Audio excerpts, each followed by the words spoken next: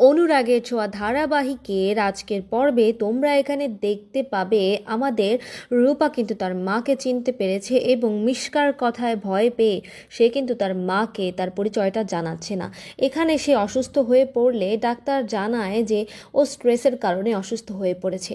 আর দীপাও এখানে জয়ীর জন্য ভীষণ অসুস্থ হয়ে পড়ে, কারণ জয়ীর জন্য সে অনেক চিন্তা করছে। অনেক দিন পর তার এমন মনে হলো জয়ী তার অনেক আপন কেউ একজন। আর এদিকে যখন রূপার জ্ঞান ফেরে তখন রূপা বারবার বলতে থাকে ওই মেয়েটা কে ছিল যে আমাকে আমার মা সম্পর্কে থ্রেট করে গেল। আমি যদি আমার মাকে আমার পরিচয় জানাই তাহলে সে আমার মাকে মেরে ফেলবে, এটা আমি কখনোই হতে দেব না। আর এদিকে সোনা অনেক কিছু নিজের ওপর চাপিয়ে নেওয়ার চেষ্টা করছে তার বাবাকে বোঝানোর জন্য, তার বাবা যেন চারুকে বিয়ে করে নেয় আর তারপর তারা সুখে শান্তিতে একটা সংসার করতে পারবে সেই স্বপ্নই দেখাচ্ছে। তার বাবা এখানে জয়ীর এইসব অবস্থার জন্য দায়ী করে সোনাকে, কিন্তু সোনা কোনো কিছুই মাথায় নিতে চায় না।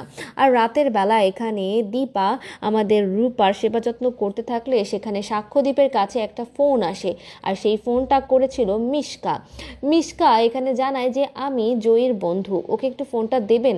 আর তখন সাক্ষ্যদীপ জানায় ও এখন অসুস্থ, তুমি কালকে ফোন করো।